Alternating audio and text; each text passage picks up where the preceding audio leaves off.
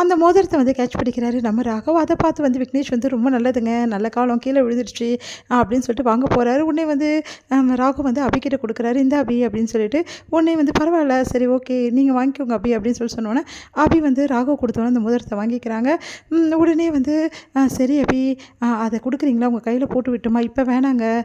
நிச்சயம் நடக்க போதில்ல, கல்யாணமும் நடக்க போதில்ல. அப்ப வந்து போட்டுக்கலாம் அப்படின்னு சொல்லி சொன்னோனே, சரி அபி உங்க இஷ்டம். நீங்க வச்சுக்கோங்க ஞாபகமா சொல்லிட்டு போயிடுறாரு. அடுத்து வந்து ராகவ் வந்து அப்படியே பார்க்குறாரு. பார்த்துட்டு வந்து உடனே வந்து எதுவுமே சொல்லாமல் அப்படியே வந்து அப்படியே பார்த்துட்டே போகிறாரு. உடனே ஒரு ராகவே பார்க்குறாங்க அபியும். அடுத்து வந்து ராகவ் வந்து வீட்டில் வந்து ரொம்ப யோசிக்கிறாரு. அவரால் தாங்கிக்கவே முடியல. இந்த மாதிரி விக்னேஷும் அபிக்கும் கல்யாணம் ஆக போகிறது அவரால் தாங்கிக்க முடியல. மனசாட்சி வந்து கேள்வி கேட்குது. இங்கே பாரு ராகவ் சொல்கிறத கேளு. உன் மனசில் உள்ளது எல்லாத்தையுமே வந்து அபிக்கிட்ட வெளிப்படையாக சொல்லிடு.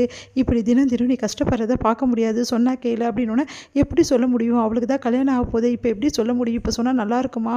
நான் சொல்லியிருந்தா முன்னாடியே சொல்லியிருக்கணும். நான் இப்போ சொல்கிறது தப்பு தானே அப்படின்னோடனே, இங்கே பாரு தப்பு கரெக்டு இதெல்லாம் பற்றி யோசிச்சுருந்தா வேலைக்கு ஆகாது. அபி மனசில் நீ இருக்க வாய்ப்பு இருக்குது. ஏன்னா அவளே இப்போ சொல்லியிருக்கா எனக்கு ஒன்றுமே புரியல, எனக்கு ஏதோ ஒன்று தடுக்குது அவள் சொல்லியிருக்காள். அந்த தடுக்கிறது நீயா கூட இருக்கலாம்ல. அவள் மனசில் நீ இருக்க, ஆனால் அவளால் வந்து யோசிக்க முடியல. அதே மாதிரி தான் நீ இவ்வளோ நாள் இருந்த, இப்போ யோசிக்கிறல. அதே மாதிரி அபிக்கிட்டையும் பேசி வந்து எடுத்துகிட்டு வா. அப்போ கண்டிப்பாக அவள் மனசில் நீ இருக்க. அதை எப்படியாவது வந்து வெளியே எடுத்துகிட்டு வந்துட்டேன்னா 100% இந்த கல்யாணம் நின்றோம். அப்புறம் என்ன உனக்கும் அபிக்கும் கல்யாணம் நடக்கும் அப்படின்னோடனே யோசிக்கிறாரு. இதெல்லாம் கரெக்டாக வருமா? கரெக்டாக வரும், நீ போய் பேசு அப்படின்னோடனே, சரி நான் கண்டிப்பாக பேச தான் போகிறேன் அபிக்கிட்ட. சரி பேசி தான் பார்ப்போம் என்ன நடக்குதுன்னு சொல்லிட்டு ராகு முடிவு பண்ணுறாரு. அபிக்கும் வந்து விக்னேஷ்க்கு வந்து திருமண பத்திரிக்கை வந்து சாமி வச்சு சாமி கும்பிட்றதுக்காக வந்து என்ன பண்ணுறாங்க, அபியோட ஃபேமிலி அதுக்கப்புறம் ராகுவோட ஃபேமிலி எல்லாருமே வந்து கோயிலுக்கு போகிறாங்க. அபி வந்து ரொம்ப சந்தோஷப்படுறாங்க. அனுவை பார்த்துட்டு நீ வருவேன்னு நான் நினச்சி கூட பார்க்கல, இல்லை பாட்டி தான் கூட்டிகிட்டு வந்தாங்க அப்படின்னு சொல்லிட்டு 2 பேரும் கட்டிக்கிறாங்க. அடுத்து வந்து ரொம்ப சந்தோஷமாக எல்லாருமே இருக்காங்க. முரளி வந்து அபி வந்து பார்த்துடுறாரு கோயிலில். உடனே வந்து எப்படியாவது வந்து அபிக்கிட்ட இப்போ பேசிடலாம், இந்த கோயிலுக்கு தான் வருவான்னு கரெக்டாக வந்தோம் அப்படின்னு சொல்லிட்டு அபின்னு கூப்பிடுறாரு. உடனே வந்து அங்கே வராங்க. அனு பார்த்து அதிர்ச்சி அடைகிறாரு. இவ இப்படி இங்கே வந்தா அப்படின்னு சொல்லிட்டு. உடனே அந்த டைமில் கரெக்டாக நம்ம அஞ்சலியும் வந்துடுறாங்க. அஞ்சலி வந்து அபிக்கிட்ட பேசிகிட்டு இருக்காங்க. அஞ்சலி எல்லோரும் பேசிகிட்டு இருக்காங்க. அதெல்லாம் பார்த்து செமையாக டென்ஷன் ஆகிறாரு. அஞ்சலி எப்படிங்க அப்படின்னு உடனே மறைஞ்சிக்கிறாரு. என்ன அவர் மாதிரியே என் கண்ணுக்கு தெரியுது, அவர் தானா அப்படின்னு சொல்லிட்டு அஞ்சலி வந்து அப்படியே வராங்க பார்க்கறதுக்காக. ஐயோ அஞ்சலி வந்துட்டாலே இப்போ என்ன பண்ணுறது அப்படின்னு சொல்லிட்டு அப்படியே ஓடி போய் மறைஞ்சிக்கிறாரு. இங்கே தானே நின்ன மாதிரி இருந்தது, எங்கே போனார் இவர் அப்படின்னு சொல்லிட்டு அஞ்சலி தேடுறாங்க. இவ வேற டார்ச்சர் பண்ணுறாளே, எல்லாருமே இங்கே இருக்காங்களே, இப்போ அபிக்கிட்ட எதுவும் பேசவே முடியாது, சரி வேறு வழியே கிடையாது, என்ன பண்ணுறது அப்படின்னு சொல்லிட்டு ஒளிஞ்சிருந்து பார்த்துட்ருக்காரு.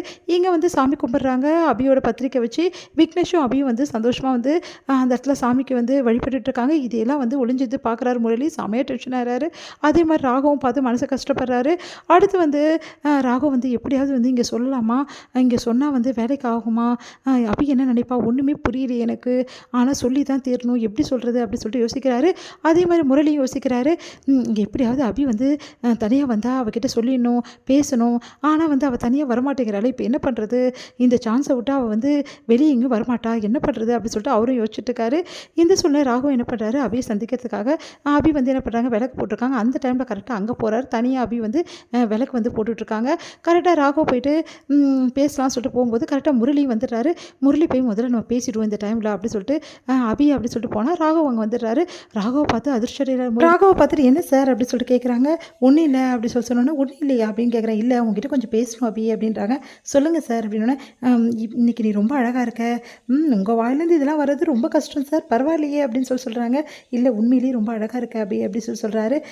சரி அபி, இந்த கல்யாணம் வந்து நீ வேணான்னு சொன்னேன், ஆனால் இப்போ எல்லா ஏற்பாடும் பண்ணும்போது உனக்கு எப்படி இருக்குது அப்படின்னா, எனக்கு ஒன்றும் புரியல சார், ஏதோ நடந்துகிட்ருக்குது பரவாயில்ல, இப்போவும் உனக்கு அப்படி தான் இருக்கா, ஏதோ ஒன்று தடுக்கிற மாதிரி இருக்கா? ஆமாம் சார் இப்போவும் அப்படி தான் இருக்குன்னு நினைக்கிறேன். சரி ஓகே, அதை தடுக்கிறது யாருன்னு தெரியுமா? யார்? வேறு யார்? காதல் தான் அப்படின்னோடனே அதிர்ச்சி அடைகிறாங்க.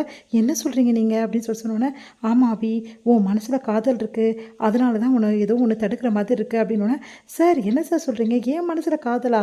நான் யாரையுமே வந்து காதலிக்கலையே, அதை நீ சொல்லாத, உன் மனசை நீ கேட்டுப்பாரு, ஒரு நிமிஷம் உன் மனசை கேட்டு பார்த்துட்டு அப்புறம் முடிவு பண்ண அபி அப்படின்னு சொல்லிட்டு இருக்கும்போதே கரெக்டாக வீட்டிலேருந்து எல்லாரும் அபி அப்படின்னு கூப்பிட்றாங்க.